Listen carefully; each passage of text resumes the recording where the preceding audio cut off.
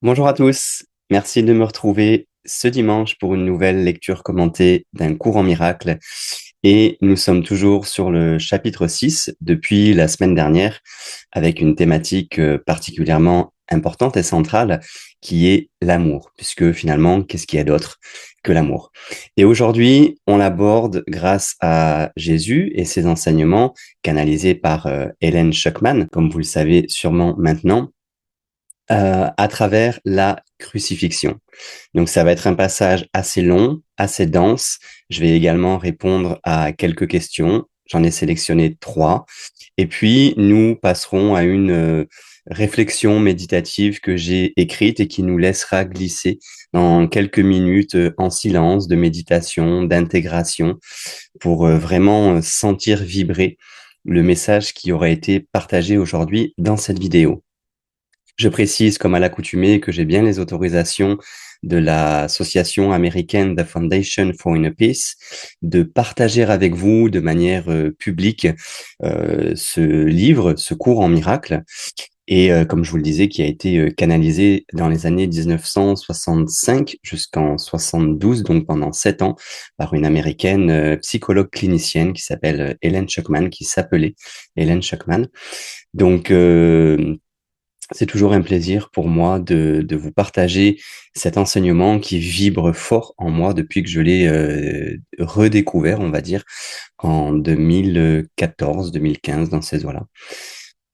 Voilà ce que je peux vous dire pour cette introduction et sans plus tarder, je vous invite à prendre peut-être une ou deux grandes inspirations et expirations afin de se détendre tranquille et d'écouter le passage du jour vraiment avec votre corps, avec vos cellules, c'est-à-dire que laissez résonner les mots, les phrases, sentir ce qui se passe. Et puis, si ça vibre pas, bah, vous passez à autre chose. C'est cool, merci d'être passé.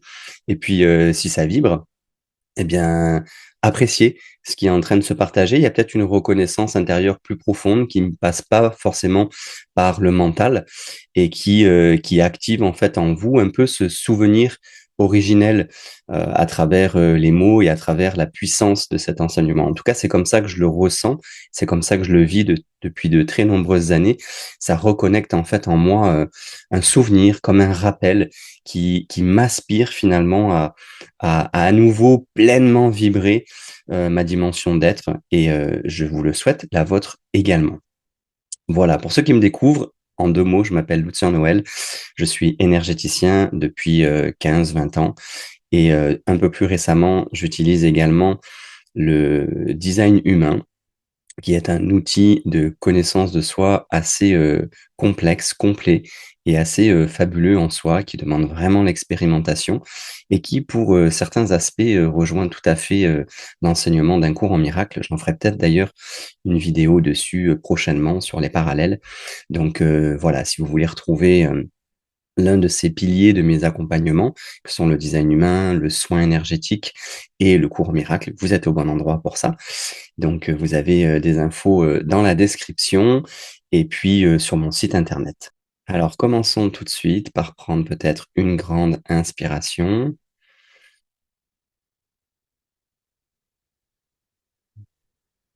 et expiration, juste pour relâcher.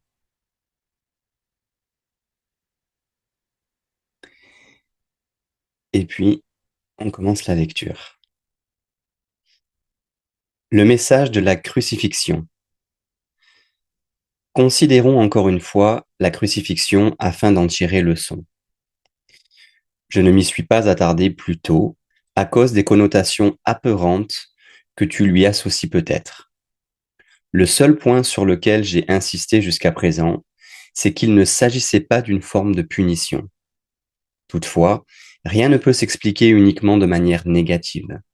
Il y a une interprétation positive de la crucifixion qui est entièrement dénuée de peur et dont l'enseignement, s'il est compris correctement, est donc entièrement bénin. La crucifixion n'est rien de plus qu'un exemple extrême. Sa valeur, comme la valeur de n'importe quel mécanisme d'enseignement, réside uniquement dans le type d'apprentissage qu'elle facilite. Elle peut être, et elle a été, mal comprise. C'est seulement parce que les apeurés sont enclins à percevoir peureusement. Je t'ai déjà dit que tu pouvais toujours faire appel à moi pour partager ma décision et ainsi la renforcer.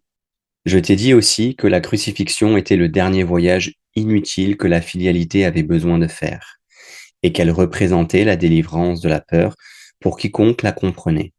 Comme jusqu'ici je n'ai insisté que sur la résurrection, le but de la crucifixion et comment elle a en fait mené à la résurrection n'ont pas encore été clarifiés. Néanmoins, elle a une contribution bien précise à apporter à ta propre vie. Si tu veux bien la considérer sans peur, elle t'aidera à comprendre ton propre rôle en tant qu'enseignant. Pendant des années, tu as probablement réagi comme si tu étais crucifié. C'est une tendance marquée chez les séparés, qui refusent toujours de considérer ce qu'ils se sont fait à eux-mêmes. Projection signifie colère. La colère encourage l'assaut et l'assaut favorise la peur. La signification réelle de la crucifixion réside dans l'apparente intensité de l'assaut de quelques-uns des fils de Dieu sur un autre. Cela, bien sûr, est impossible et doit être pleinement compris comme étant impossible. Autrement, je ne peux pas servir de modèle pour apprendre. En définitive, il ne peut y avoir d'assaut que sur le corps. Il n'y a guère de doute qu'un corps peut en assaillir un autre et peut même le détruire. Or, si la destruction elle-même est impossible, tout ce qui est destructible ne peut être réel. Par conséquent, sa destruction ne justifie pas la colère. Dans la mesure où tu crois qu'elle le fait, tu acceptes de fausses prémices et tu les enseignes à autrui. Le message que la crucifixion était censée enseigner, c'est qu'il n'est pas nécessaire de percevoir une quelconque forme d'assaut dans la persécution parce que tu ne peux pas être persécuté. Si tu réponds par la colère, tu dois t'assimiler au destructible et donc tu te regardes toi-même d'une manière insane. J'ai expliqué clairement que je suis comme toi et que tu es comme moi. Mais notre égalité fondamentale ne peut être démontrée que par une décision conjointe. Tu es libre de te percevoir comme persécuté si tel est ton choix. Quand tu choisis de réagir ainsi, toutefois, tu devrais te rappeler que j'ai été persécuté comme le monde en juge. Mais c'est une évaluation que je ne partageais pas. Et parce que je ne la partageais pas, je ne l'ai pas renforcée. J'ai donc offert une interprétation différente de l'attaque, interprétation que je veux partager avec toi. Si tu y crois, tu m'aideras à l'enseigner. Comme je l'ai déjà dit, comme tu enseignes, ainsi tu apprendras, entre guillemets. Si tu réagis comme si tu étais persécuté, tu enseignes la persécution. Ce n'est pas une leçon qu'un fils de Dieu devrait vouloir enseigner s'il doit se rendre compte de son propre salut. Plutôt, enseigne ta propre parfaite immunité, qui est la vérité en toi, et rends-toi compte qu'elle ne peut pas être assaillie. N'essaye pas de la protéger toi-même, car ce serait croire qu'elle peut être assaillie. Il ne t'est pas demandé d'être crucifié, ce qui faisait partie de ma propre contribution à l'enseignement. Il t'est seulement demandé, face à des tentations beaucoup moins extrêmes de mal percevoir, de suivre mon exemple et de ne pas les accepter comme fausse justification à la colère. Il ne peut y avoir de justification à l'injustifiable. Ne crois pas qu'il y en ait et n'enseigne pas qu'il y en a. Rappelle-toi toujours que ce que tu crois, tu l'enseignes. Crois avec moi et nous deviendrons égaux en tant qu'enseignants. Ta résurrection est ton réveil. Je suis le modèle de la Renaissance, mais la Renaissance elle-même n'est que l'émergence dans ton esprit de ce qui s'y trouve déjà. Dieu lui-même l'a placé là, ainsi est-ce vrai à jamais. J'ai cru en cela, et je l'ai donc accepté comme vrai pour moi. Aide-moi à l'enseigner à nos frères au nom du royaume de Dieu. Mais d'abord, crois que cela est vrai pour toi, ou tu enseigneras mal. Mes frères dormaient dans le soi-disant jardin des supplices, entre guillemets. Mais je ne pouvais pas être en colère contre eux parce que je connaissais que je ne pouvais pas être abandonné. Je suis désolé lorsque mes frères ne partagent pas ma décision de n'entendre qu'une seule voix, parce que cela les affaiblit comme enseignants et comme apprenants. Je connais pourtant qu'ils ne peuvent pas réellement se trahir eux-mêmes, ni me trahir, et que c'est toujours sur eux que je dois bâtir mon Église. Il n'y a pas de choix en cela, parce qu'il n'y a que toi qui puisse être le fondement de l'Église de Dieu. Une Église se trouve là où il y a un autel, et c'est la présence de l'autel qui rend l'Église sainte. Une Église qui n'inspire pas l'amour a un autel caché qui ne sert pas le but que Dieu lui destinait.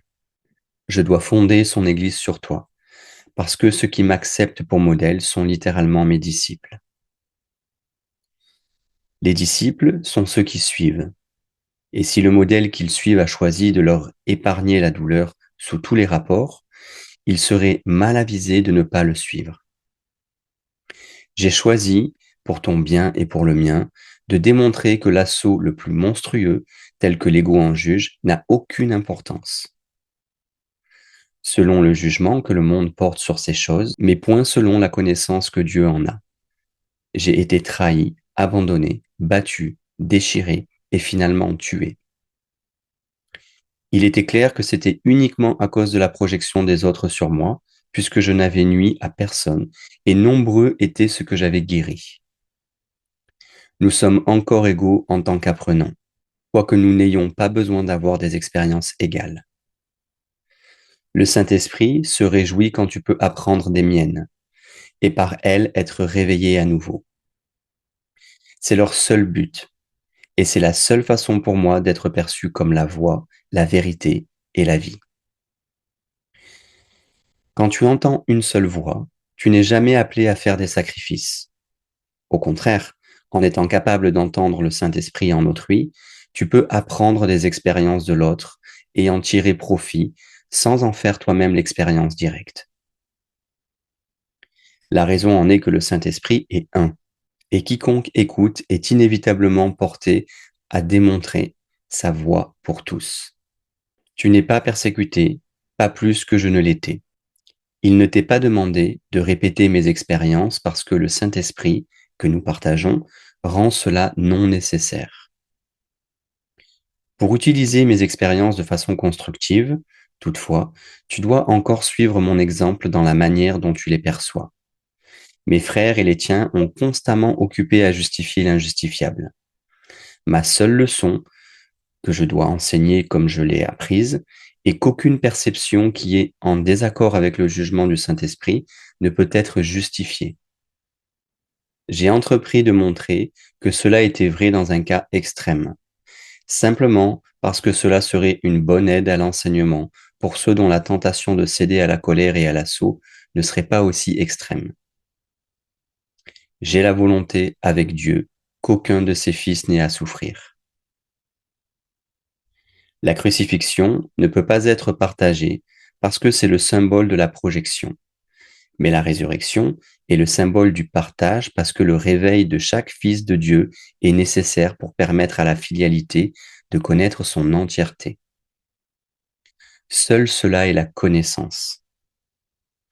Le message de la crucifixion est parfaitement clair. N'enseigne que l'amour, car c'est ce que tu es. Si tu interprètes la crucifixion de toute autre façon, tu l'utilises comme une arme d'assaut plutôt que comme l'appel à la paix qu'elle était censée être. Les apôtres l'ont souvent mal comprise, et pour la même raison que quiconque la comprend mal. Leur propre amour imparfait les rendait vulnérables à la projection, et c'est leur propre peur qui les a fait parler de la colère de Dieu, entre guillemets, comme une arme de sa vengeance.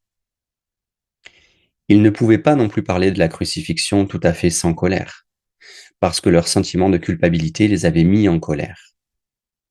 Voici quelques exemples de pensées sans dessus-dessous dans le Nouveau Testament, bien que son évangile ne soit en réalité qu'un message d'amour. Si les apôtres ne s'étaient pas sentis coupables, ils n'auraient jamais pu me citer ainsi. Donc je cite, entre guillemets, « Je ne suis pas venu apporter la paix, mais l'épée. » Fermez les guillemets. Il est clair que c'est l'opposé de tout ce que j'ai enseigné. Ils n'auraient pas pu non plus décrire mes réactions envers Judas comme ils l'ont fait s'ils m'avaient réellement compris.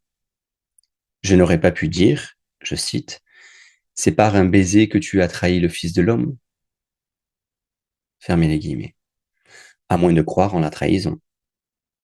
Tout le message de la crucifixion était simplement que je n'y croyais pas. La punition, entre guillemets, que je suis censé avoir appelée sur Judas est une erreur du même genre. Judas était mon frère ainsi qu'un fils de Dieu, qui faisait partie de la filialité autant que moi. Était-il vraisemblable que je le condamne alors que j'étais prêt à démontrer que la condamnation est impossible? Quand tu lis les enseignements des apôtres, rappelle-toi que je leur ai dit moi-même qu'il y avait bien des choses qu'ils comprendraient plus tard, parce qu'ils n'étaient pas entièrement prêts à me suivre à ce moment-là. Je ne veux pas que tu permettes à quelque peur que ce soit d'entrer dans le système de pensée vers lequel je te guide.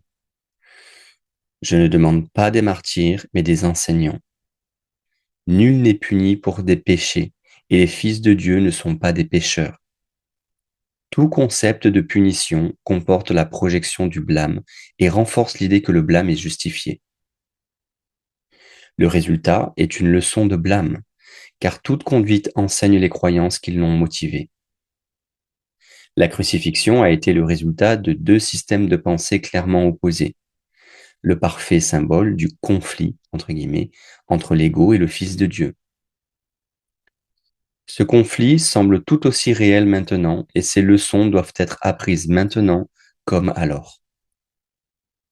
Je n'ai pas besoin de gratitude, mais tu as besoin de développer ton aptitude à être reconnaissant, qui est affaiblie, sinon tu ne peux pas apprécier Dieu.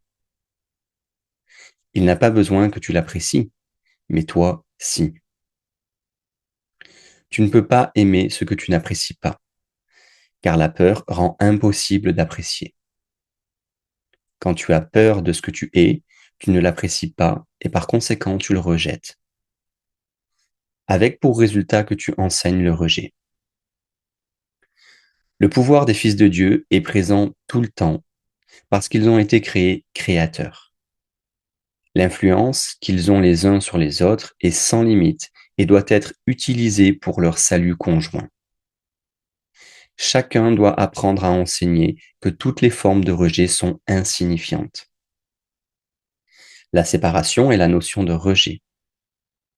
Aussi longtemps que tu enseignes cela, tu y croiras. Ce n'est pas ainsi que Dieu pense, et tu dois penser comme il pense si tu veux le connaître de nouveau. Rappelle-toi que le Saint-Esprit est le lien de communication entre Dieu le Père et ses fils séparés. Si tu écoutes sa voix, tu connaîtras que tu ne peux ni blesser ni être blessé, et qu'ils sont nombreux à avoir besoin de ta bénédiction pour les aider à entendre cela par eux-mêmes. Quand tu ne perçois que ce besoin en eux et ne réponds plus à aucun autre, alors tu t'es mis à mon école et tu as aussi hâte que moi de partager ce que tu as appris.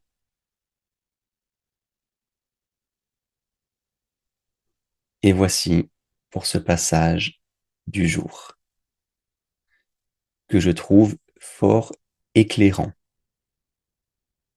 C'est une belle mise au point des enseignements de Jésus et de la compréhension de ce qu'il a voulu enseigner à tout moment et par extension ce que la crucifixion nous enseigne dans ce cas extrême. Très beau passage, je trouve.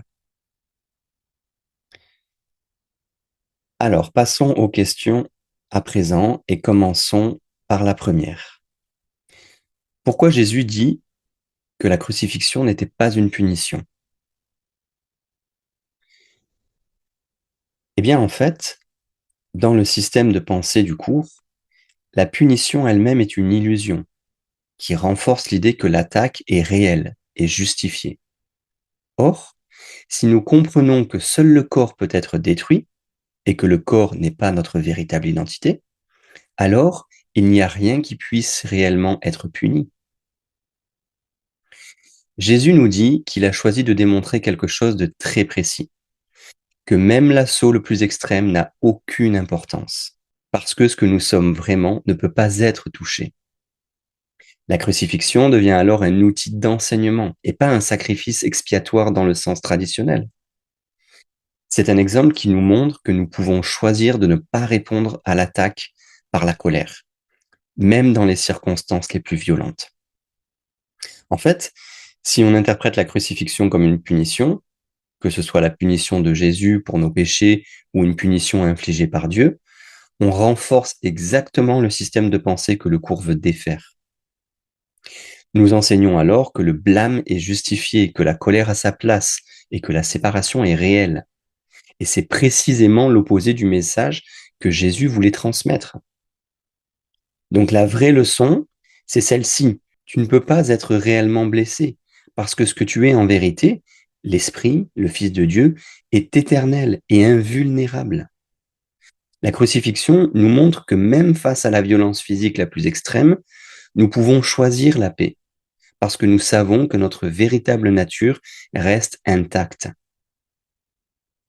Et c'est ce en quoi ce message est beau et puissant et vraiment euh, à travers révélateur, à travers l'expérience de tant de violence finalement. Ça a été la volonté de Jésus, ça a été, tel qu'il le dit, son interprétation et son choix dès le début, que ce soit pris comme un enseignement, car cela lui permet de prouver et de transcender que le corps peut être atteint, peut être détruit, jamais l'esprit, et que le véritable choix est fait au niveau de l'esprit. Donc, merci pour ça.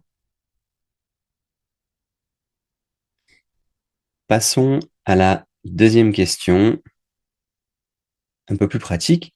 Comment appliquer concrètement le message de la crucifixion, et notamment quand nous nous sentons attaqués?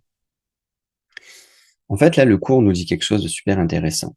Il ne t'est pas demandé d'être crucifié, ce qui faisait partie de ma propre contribution à l'enseignement. Il t'est seulement demandé, face à des tentations beaucoup moins extrêmes de mal percevoir, de suivre mon exemple et de ne pas les accepter comme fausse justification à la colère. Fin de citation. Donc, autrement dit, on ne nous demande pas de subir des épreuves extrêmes. On nous demande simplement, dans les situations ordinaires où nous nous sentons blessés ou attaqués, de ne pas accepter automatiquement que la colère soit justifiée. Concrètement, ça commence par observer notre réaction. Quand quelqu'un nous critique, nous ignore, nous trahit, du moins selon nos perceptions, notre premier réflexe est souvent la défense, la justification ou la contre-attaque. En fait, nous nous identifions au corps, à la personnalité, à l'ego qui peut être blessé. Et depuis cette identification, bien sûr que l'attaque semble réelle et que la colère semble justifiée. Mais le cours nous invite à faire une pause et à nous rappeler, si je réponds par la colère, j'enseigne à moi-même et aux autres que l'attaque est réelle, que je peux être détruit, que la séparation existe vraiment. Et donc je me place dans le rôle de la victime persécutée. Jésus nous dit, je cite, si tu réagis comme si tu étais persécuté, tu enseignes la persécution. Alors, du coup, comment faire? Eh bien, on commence par reconnaître que ce qui nous met en colère, c'est notre interprétation de la situation, pas la situation elle-même. Quelqu'un peut nous dire exactement les mêmes mots et selon notre état intérieur, nous pouvons les recevoir comme une attaque ou comme un appel à l'aide maladroit. Ensuite, on se rappelle notre immunité parfaite.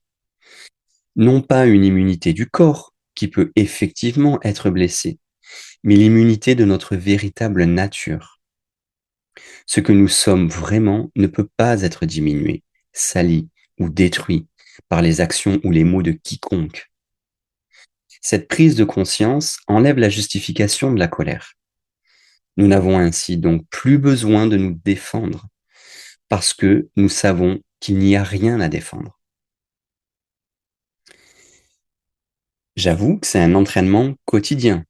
C'est une douce vigilance, constante, permanente. Chaque fois que nous choisissons de ne pas répondre à l'attaque perçue par une contre-attaque, nous enseignons l'amour et nous nous libérons un peu plus de l'illusion de la séparation.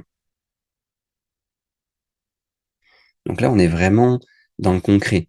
Donc, comment on vit les choses au quotidien, le choix que l'on a à chaque instant, le choix de l'identification au corps et à tout ce qu'il perçoit, vit, reçoit, et le choix de se comporter différemment au-delà de ce que le corps expérimente ou au-delà de ce que l'ego perçoit. C'est pas toujours évident, mais c'est le chemin qui me semble euh, personnellement le plus juste, le plus authentique possible.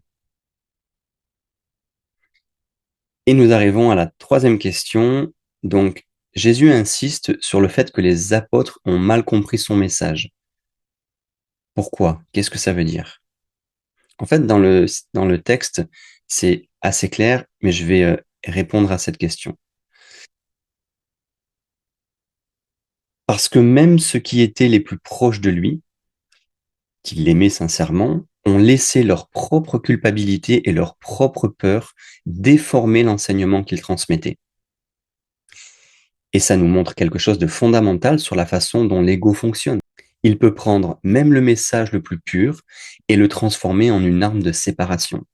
Jésus nous dit que les apôtres parlaient de la colère de Dieu, entre guillemets, et de sa vengeance. Ils ont écrit qu'il avait dit, je cite, je ne suis pas venu apporter la paix, mais l'épée. Fin de citation. Ils ont décrit une scène où il reproche à Judas, je cite, c'est par un baiser que tu as trahi le Fils de l'homme. Fin de citation. Selon Jésus, tout cela déforme complètement son enseignement, parce que tout cela renforce l'idée que le blâme est justifié, que la trahison est réelle, que certains méritent d'être condamnés. Mais pourquoi les apôtres ont-ils fait ça? Pas par malveillance. Et le cours nous dit, je cite, leur propre amour imparfait les rendait vulnérables à la projection, et c'est leur propre peur qui les a fait parler de la colère de Dieu. Fin de citation. Autrement dit, ils projetaient sur Dieu leur propre système de pensée basé sur la culpabilité. Comme ils se sentaient coupables, ils ne pouvaient pas concevoir un Dieu qui ne punisse pas, qui ne se mette pas en colère, qui ne condamne pas. Donc cette distorsion a eu des conséquences énormes dans l'histoire du christianisme. L'idée que Jésus a été crucifié pour expier nos péchés, que Dieu exigeait ce sacrifice sanglant pour nous pardonner, que nous sommes fondamentalement coupables et devions être punis. Tout cela vient de cette incompréhension initiale. Le vrai message de la crucifixion, selon le cours, est à l'opposé. Je cite, n'enseigne que l'amour, car c'est ce que tu es. Point. Il n'y a pas de péché, il n'y a pas de punition, il n'y a pas de culpabilité réelle. Il y a seulement l'illusion de la séparation et le choix constant entre renforcer cette illusion par le jugement, le blâme, la colère, ou la défaire par le pardon, l'amour, la reconnaissance de notre innocence partagée. Encore une fois, Jésus nous dit qu'il ne pouvait pas être en colère contre Judas, qu'il ne l'a pas condamné, parce que Judas était son frère, une partie de la filialité, tout comme lui, tout comme vous, tout comme moi. C'est ça le message. Nous sommes tous égaux. Personne ne peut réellement trahir, parce que la séparation est une illusion. Et la seule chose qui a besoin d'être enseignée, c'est cette vérité. Nous sommes innocents. Nous sommes aimés. Nous sommes un. Alors, quand nous lisons les Écritures, ou n'importe quel enseignement spirituel d'ailleurs, nous devons rester vigilants. Est-ce que ce texte renforce l'idée que certains sont coupables et méritent d'être punis? Ou est-ce qu'il nous ramène à l'amour inconditionnel? C'est notre boussole. Et c'est cette vigilance que Jésus nous demande. Parce que l'ego est très habile pour transformer même les messages d'amour en justification pour la peur.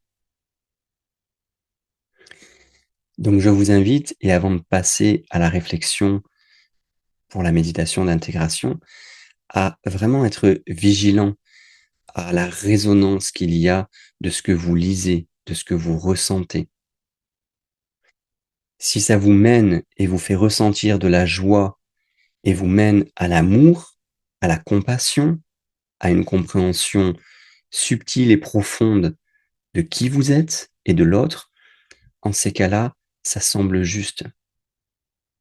Tout le reste semble renforcer l'illusion, la séparation, la différence.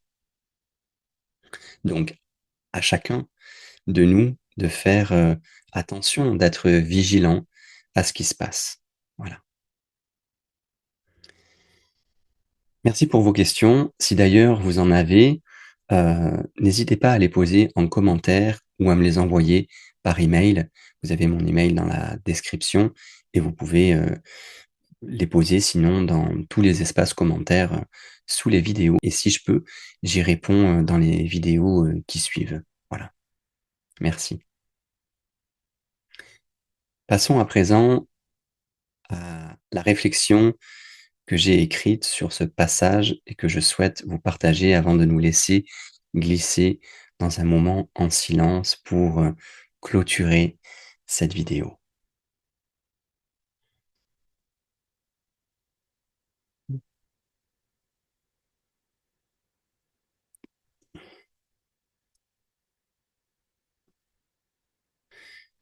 Le message de la crucifixion est d'une simplicité radicale.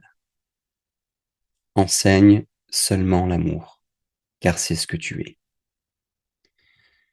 Pourtant, combien de fois aujourd'hui même avons-nous justifié notre colère, notre blessure, notre retrait? Combien de fois avons-nous cru que l'attaque était réelle et que nous avions le droit de nous défendre? Jésus nous montre qu'il existe une autre voie, même face à la violence la plus extrême. Il a choisi de ne pas croire en la réalité de l'attaque, non pas par déni du corps, mais parce qu'il savait ce qu'il était vraiment. Et cette connaissance le rendait invulnérable. Encore une fois, pas physiquement, mais dans son être essentiel. Nous ne sommes pas appelés à être crucifiés. Nous sommes simplement invités, dans les petites persécutions du quotidien, à nous rappeler notre immunité parfaite. Ce que nous sommes ne peut pas être touché. Ce que nous sommes ne peut pas être diminué. Ce que nous sommes, c'est amour. Et l'amour n'a pas besoin de se défendre. Respirons à présent dans cette vérité. Laissons tomber juste pour un instant toutes les justifications que nous portons, toutes les histoires de qui nous a fait quoi, toutes les raisons que nous avons de nous sentir blessés, et reconnaissons simplement: je suis innocent, mon frère est innocent, et dans cette innocence partagée, il n'y a que l'amour. Laissons à présent le silence nous ramener chez nous.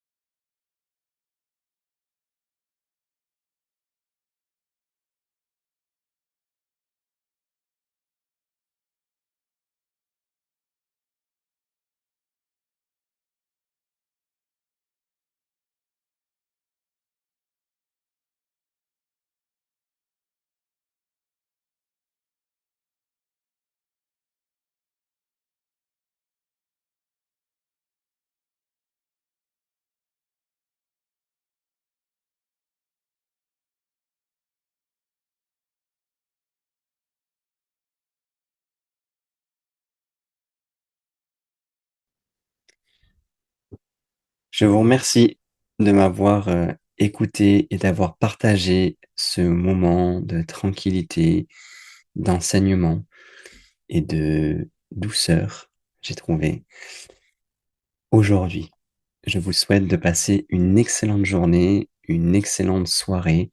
Vous avez le passage que je lirai la semaine prochaine dans la description, si vous voulez anticiper, le lire avant et que vous avez des questions sur ce passage-là, n'hésitez pas. Je vous souhaite le meilleur et au plaisir de vous retrouver dimanche prochain. À bientôt.